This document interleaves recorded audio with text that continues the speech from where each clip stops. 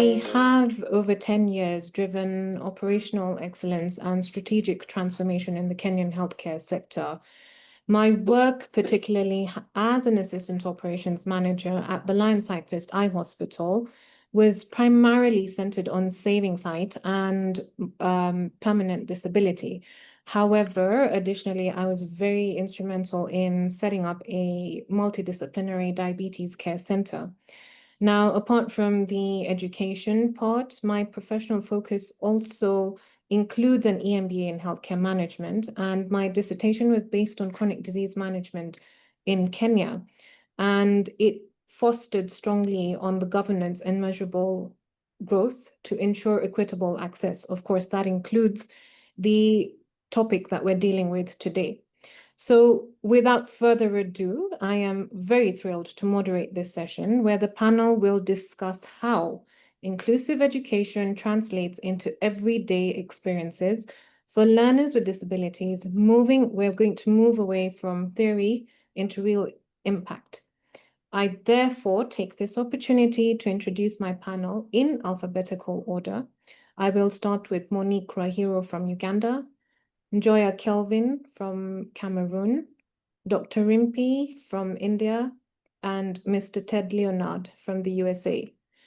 I take this opportunity for you panelists to introduce yourselves, after which we will move on to the question and answer session. Thank you. Monique. Hello. Hello all. Can you all hear me? My name is Monique Rwaheeru. I'm a teacher by profession and an educator by search. I suffered a stroke 9 years ago, and thereafter I started a civil society called the Champion Road Foundation. At the Champion Road Foundation, we are geared to eliminate the misconceptions about disability. I work with the community, rural community, of children with neurological disorders and other disabilities. Today, I'm so humbled to be part of this team. I should say that by far, inclusive education is the biggest act of kindness there is. I have seen tremendous success stories in my 9 years of operation here in Uganda. And my task today was to give experiences that I've had. One of them is myself. As an educator, as somebody that got a disability later on in life, I have had to be accepted in the community, to do my work. It is by the grace of disability inclusion in every sector that we're in. And one of the pillars is inclusive education. Like I said, that inclusive education is the biggest act of kindness there is, where children that have other needs, that children that have other different abilities are incorporated in a system where they coexist with children that do not have special needs. In this, it gives a child a chance to exhume that innate character they have, or something that is unique about them. I've worked with many children and this is a rural setting. I'll give an example of a child, because my task was to give experiences that I've had. A child that I worked with through the art and art project that we're doing, because I operate as an asset-based social development, whereby you use the community, the churches, the mosques, every public entity within the community to bring out your point. That means that we do advocacy and sensitization of that disability. We are disabled, but we still have something to offer. These children draw pictures that are in their hearts. I started when in the COVID pandemic, and the children were able to draw things that were passionate to them from their inner being. And they were able to show me that they had desires to be somebody. One case in child is a child with spina bifida. He knew that he wanted to be an artist, and and giving him this chance and putting his work on social media, well, I was able to be cited by our co-president, Ken Mason. and he put me Monique, on to the team of Rotary, World Disability Rotary Team. I am a member of that club. I've Monique, thank enjoyed the you. I'd like mentorship. to, Monique, Hello? sorry, sorry, I'd like to just pause you over there because we're still at the introduction phase. We will carry on with your Okay. personal experiences as we move on Okay. to Njoya. Kindly give us a brief introduction. Sorry, I didn't hear that. My Monique, volume I is said low. we would like to move on to the introductions. I will get back to you with your Okay. personal Thank experiences. you. Thank you. Joya, please give a very brief introduction, after which we'll move on to Dr. Rimpi and finally Ted. And then we will carry on with our questions. Let's Wonderful, be very darling. cognizant of time as well. Thank Wonderful, you. dear one. Thank you. Thank you very much, Chair. Thank you very much, Simran. It's a pleasure having you guys. Receive greetings from Cameroon. I am called Njoya Kelvin Ngala. I am an advocate for child protection and child safeguarding. I'm equally into uh, advocacy of inclusive education. I work with the Cameroon Baptist Convention Health Services as the Child Safeguarding Protection Officer. I am so passionate with issues that had to do with inclusive education because I come from a community or from a family which has three siblings which are living with a disability. Because of their stigmatization in the community, that make me to wholly embrace advocacy for inclusive education. So I am much more into inclusive education because of the situation at hand. We had to fund the Kelena Foundation or Kelena Association, the Kellen, which I'm the CEO, Kellen Foundation. Kelena stands for Keeping Empathy and Livelihood Empowerment Network Association, which I'm the founder. We have about uh, uh, uh, let's say 130 children living with disability, which we're taking care of.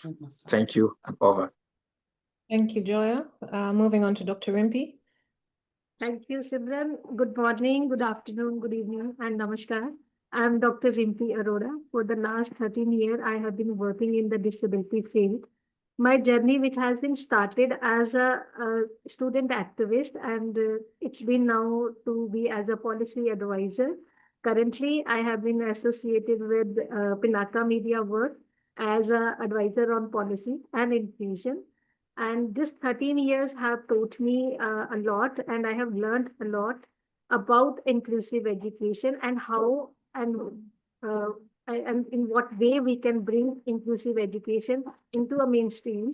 Secondly, I would say that this summit is important, and now today we are able to reach at that level where cinema is also one of the major powerful tools which bring change in the system also.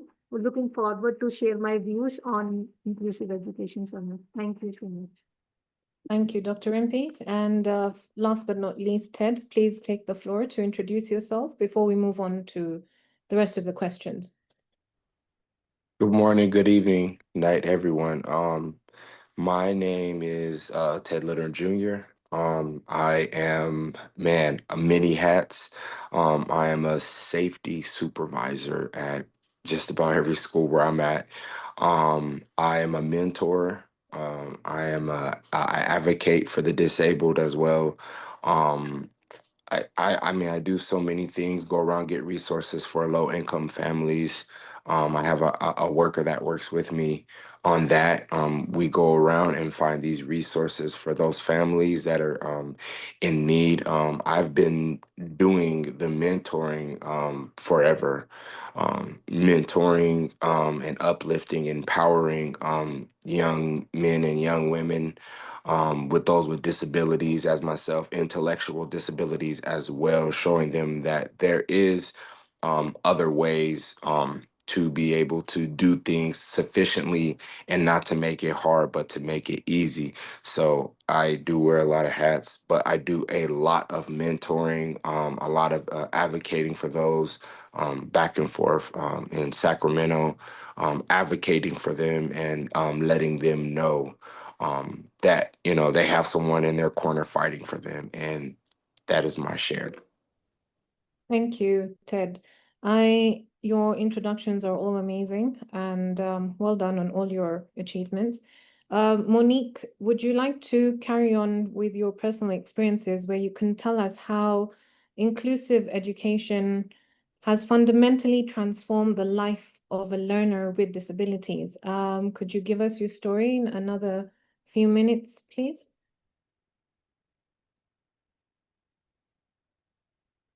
Monique?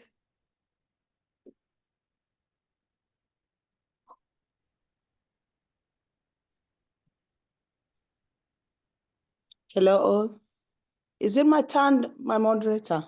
Yes, it is. Please, could you just in another Yes. few Oh, minutes? I think I went way beyond board when I No, was introducing myself. But just a that's brief okay. again. My name Yes. is Monique. I'm from Uganda. I suffered a stroke 9 years ago. It is by the grace of God that I have my speech back because I lost my speech for 2 years. So all this is the mercy of God and the inclusion as in a whole. I have been So how would recovering you? from my stroke with my community, where, like I told you earlier, I started a charity called the Champion Road Foundation, where we are geared to eliminate the misconceptions about disability. I work with Monique, the we rural need to. community in Sorry, Mukono, Monique, that is central Uganda, and in Kenjojo district in western Uganda. but These Monique, we need children in to. rural communities with neurological disorders and other disabilities, if given half a chance, they would do amazing things. We So how we have the work in lives been projects like transformed? art campaigns. We use them as therapy, music, dance, and games.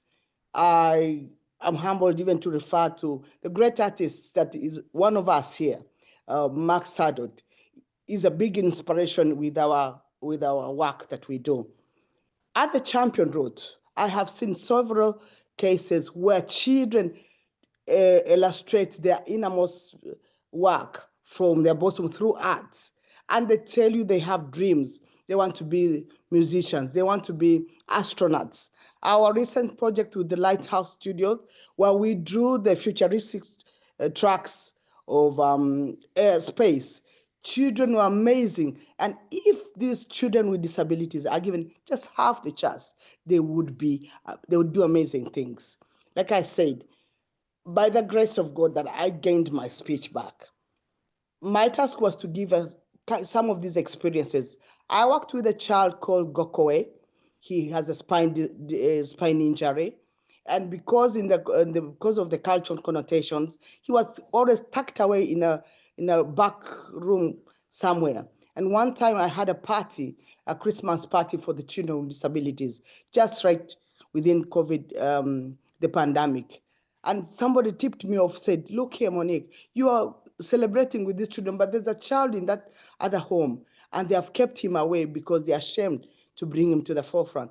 I stopped the party and then went to get the child. He was in a dark room, but I need to say that was a miraculous thing that happened to him, because when I brought him out to the party and insisted that he attend the party, we would wait for him if it has to be bathed or get him prepared to join our party, his life was opened up. He draws very good pictures. He shows you that he has dreams. He even calls me his guardian angel, because out of that experience, he's been taken on by an NGO that is able to fund him. He's in school. He draws good pictures, and that inclusion was a miracle. There's so many other stories about inclusion. I need to say it again that inclusion, inclusive education is by far the biggest act of kindness, because here every voice matters. These children have voices. These children have dreams. Give them a chance. Our dream at the Champion Road Foundation is to create a therapeutic center where we will emphasize on inclusive early childhood education, use the areas of art, dance, and drama, and poetry, and games, games like chess, as a way to make our advocacy come up. going back to the cultural connotations, there can never be enough advocacy required. You need to sensitize the communities. Many people still believe in the role of communities that disabilities out of either witchcraft or bad omen. So these, when we continuously engage them through the work that we do and through sensitization and advocacy, they will get out of those misconceptions. I am normally a success story or reference in my community. So I said, that woman never used to talk. Now she can talk. I walk with a limp. I have a paralysis on my left side, but I'm able to do a number of things. I'm even able to be on this summit. Isn't God good? So let's use these forums to educate people that people with disabilities still can do something and can be productive and can be a bonus to this country. I love you. I do not know how many times I can give you other examples. There's a child that I've been working with. This child's dream was to create a supermarket out of the picture work that we did. He showed me that he wanted to do a shop. And through the soliciting for funds and talking to Ken Mason and a friend of mine in the UK, we started up a shop. He's now a businessman. He then got a tricycle. He can pedal back and forth to the market to buy his merchandise. And I have seen that inclusive education. We still work remotely, but in the schools where I have paired these children with, my children are excelling. And if other children are given also that chance, they would excel too. Thanks. My other task was to talk about the community, the teachers, the involvement of the teachers, the collaboration with these teachers. Yes, you give us opportunity to work with the children, give us the resources. Many times they're saying use the community, use the really able to reach items, but these teachers need training and resources to be productive. I thank you. Monique. Thank you very much. Thank you very much for Welcome that. questions. I now move on to Njoya, who is going to talk about child protection policies in Cameroon. And I'd like you to kindly enlighten us on how school-based policies specifically address the unique vulnerabilities of learners with disabilities to ensure a safe and inclusive environment. Thank you very much, Simran. It's a pleasure to have this discussion on this important summit. I will start by saying inclusive education is a fundamental principle that's out to ensure that children with disability and those without disability will converge on the same campus, in the same class, to study together as one. It's not an aspect of having special needs schools. This will be separating those children apart. However, as I will be discussing much on the protection in inclusive education or policies of inclusive education, I will start by saying the core purpose of child protection policy is to safeguard the well-being and safety of all students. Well, I underline the phrase all students. For learners with disability, these policies are even more critical because in most cases you will see policy, the implementation becomes challenging. They often face a heightened risk, like a risk of abuse, neglect, exploitation, and even violence due to communication barriers.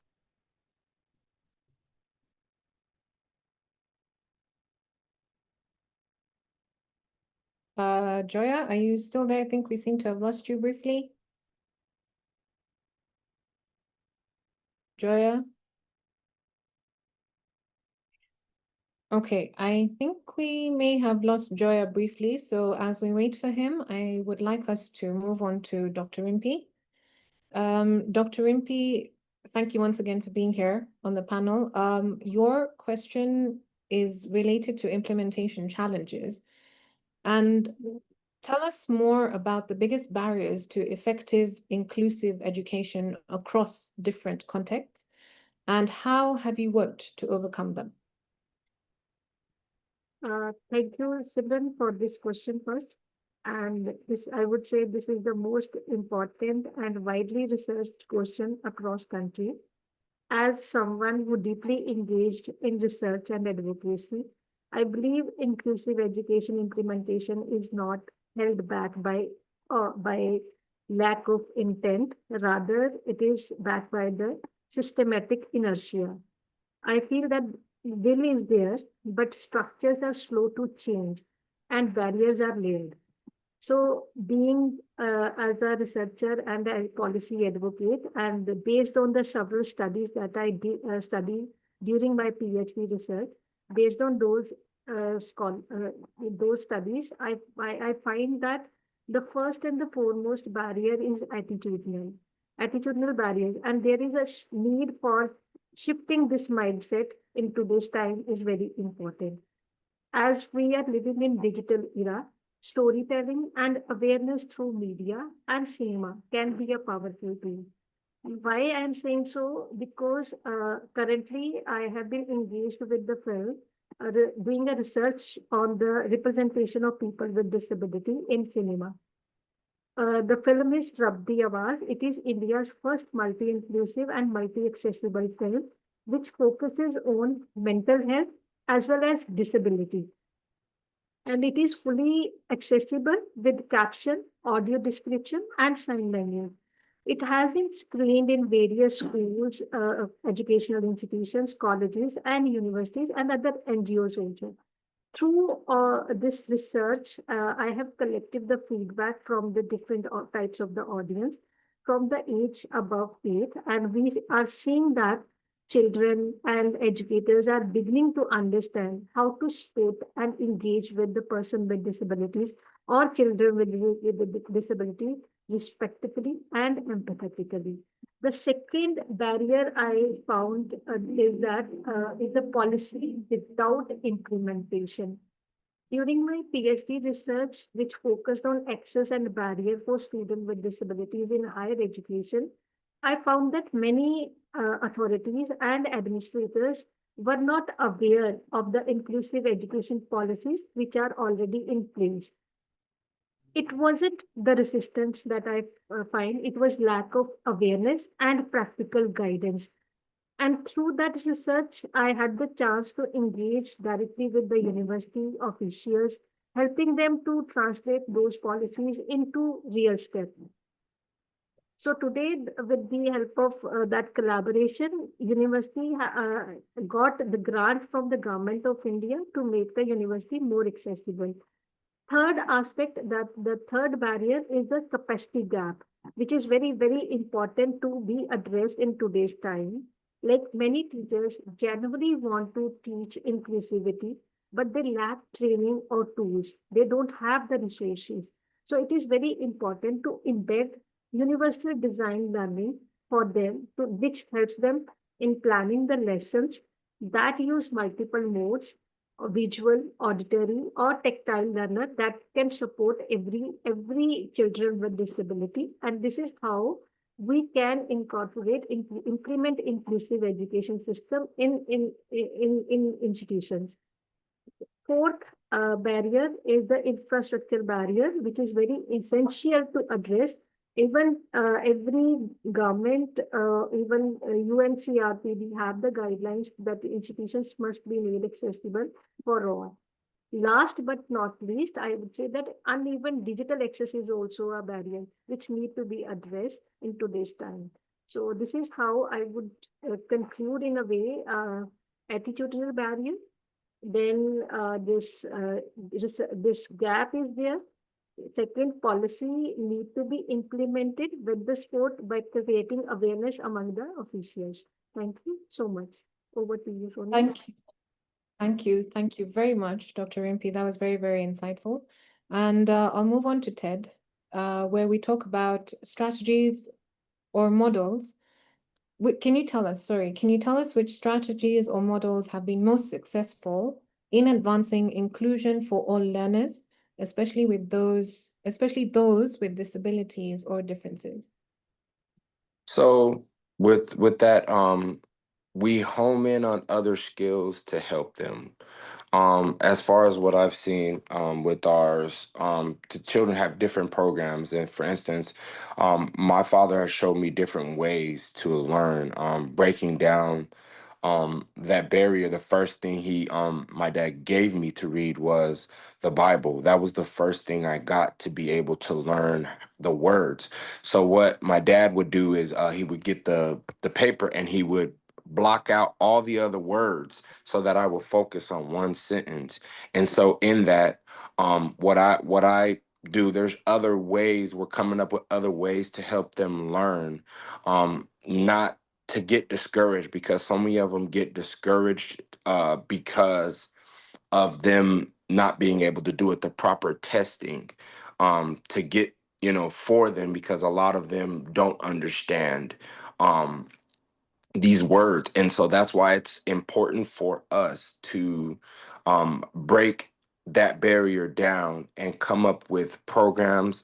As far as I've seen, they've come out with programs with children on an iPad, different things to help them learn. Those that are trying to pick up and catch on to the words and things like that, they've created programs to help them piece by piece, even so far as after school programs. And I would love to see those programs advanced even more for those that have the intellectual disability, and more tools to help them home in on those skills.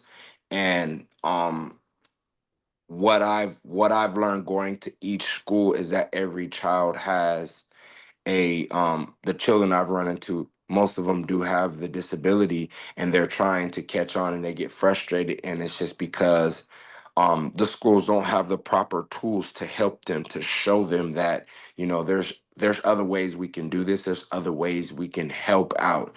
And those were skills that I homed in on, to be able to help those that don't understand that, to be able to home in on those skills and show them that they can do this. That's the thing. If we encourage them and let them know they can do it, they won't be so quick to throw in the towel. And that was the hugest thing, is that I was running into that, and they wouldn't throw in the towel. They would be more eager to learn the next day and the next day, to the point where they got it. And I think having more of those one-on-one aids to help, because that was something that helped me. So a one-on-one aid is perfect, because now they're getting the one-on-one help. Instead, there's one teacher in a classroom, right? And that one teacher can't help one student. So it's important that we have those aids and those one-on-ones, to help them learn even better, because now they're getting that one-on-one help, and they're not being pushed to the back of the line. And so that is mine. Thanks. That's really, really, really interesting, Ted. Joya, I will go back to you because I think we lost you briefly. Please go ahead and carry on with your discussion on the child protection policies and inclusivity. Yes, thank you very much for having me back. Sorry, it was network interruption. We are facing network challenges in my country. Like I was discussing policy in Cameroon, I think Cameroon has shown great progress in the policy making, notably following the 2010 law on disability.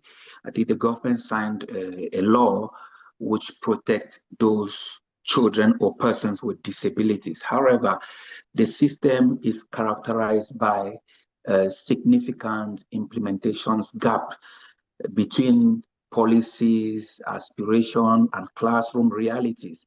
Because when I talk about inclusive education, we mean those in class.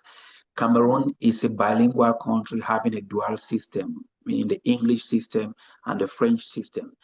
But you find yourself that you are in a classroom where maybe it is being taught purely in English, and you have other learners there, maybe with disability, who are French speaking, it becomes challenging because that particular educator or teacher doesn't have the mastery of inclusive education. He was not trained, because one of the lapses which we face in our country is lack of inclusive education teachers.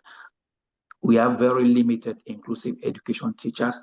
Uh, uh, uh, and another specific challenge which we face in schools is that of accessibilities. You find that many schools or many structures are not inclusive friendly. We don't have RAMs, there are lack of RAMs, there are lack of sign language posts. And when you go to other schools, you don't even find sign language teachers, of which you have students with hearing impairment in these schools. So you see that there is a good policy which indicates all these things, but the implementation on ground becomes a challenge. It becomes a challenge. So inclusive, the concept of inclusive education in my country, it's something which the government alone cannot really fight it. Reason why they are struggling to bring together NGOs to advocate for these policies, for some of these policies to be adapted, because some of them are not adapted, or the policy is not really adapted. And the vulgarization of the policy too, you will realize that it is centralized. When you go to the periphery, the suburb, you will find schools who don't even have those policies. They don't even know whether there is a policy related to inclusive education.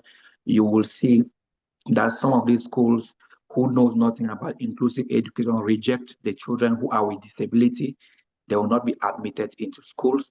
So most of the NGOs are creating awareness in the community for these structures to understand what inclusion is all about. Some of these NGOs do even print copies of the law, the 2010 law, that transform schools into inclusive settings, which NGOs too do advocate around the government, that it's not just about creating a law, but it's about vulgarizing it down to the community for everybody to be aware that there is this law which protects children with disabilities in the community. And again, awareness raising should not only be limited at the level of education or structures. It should also be taken to the grassroots.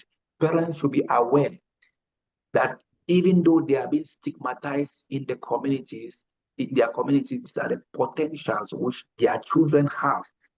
When they are being educated and made to understand that their children can also go to school, they are relieved from the stigma. You have children, like in the previous presentation where they said some children are kept at home. It's a reality. What Monique said is a reality. In my community, children are still locked at home because of the stigma. Parents are scared to come out with the children to show that they have a child with disability. But due to the awareness which is being raised in the community, some of these parents are now understanding that their children can also excel in school. So it's just need that we as organizations don't need to encourage them, provide them with the necessary adaptive tools, like a wheelchair, crutches, building of RAM in school for them to have good accessibility into these schools, advocating for the schools to recruit trained inclusive teachers, advocating towards the government to equally increase the number of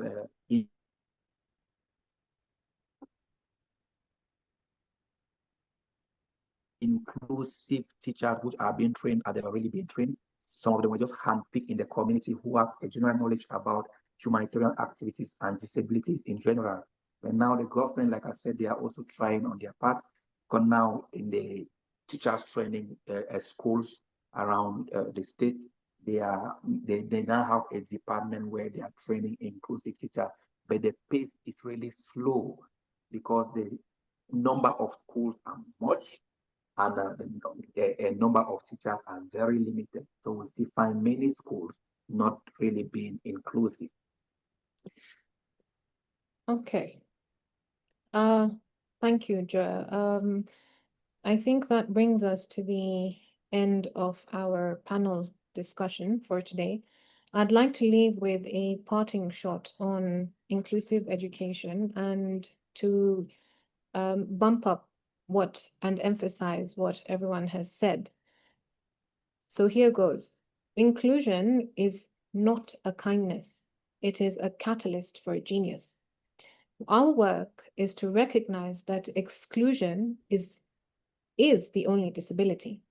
We must leave here committed to more than accommodation. We must dismantle the systems of exclusion and ensure the inherent worth of every learner is the very foundation of education. The world needs every mind, so go open every door. Thank you, everyone, for the panel discussion. I now hand over to the next panel. Thank you. Thank you. Thank you. Thank you so much, Simran. That was, wow, what an interesting panel.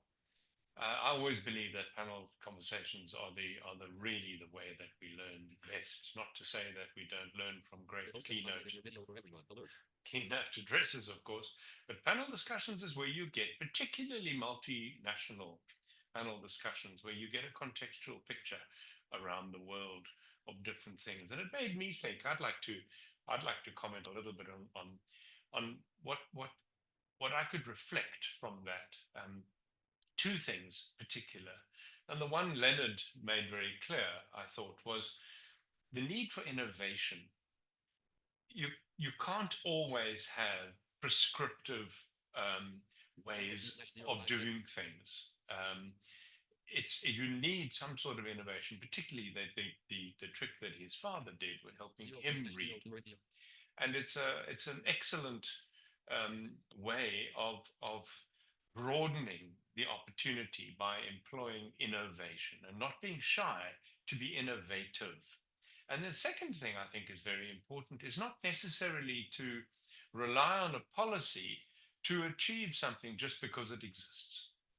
A policy is the proverbial dumb animal, really, or the dumb thing. It is, and I mean that in the most disrespectful way possible. It is a nothing. A policy is simply a thing that you can choose to read or not. You can choose to embrace and employ or not. And the problem is people are inherently lazy, and very often policies aren't in fact embraced, employed, or read.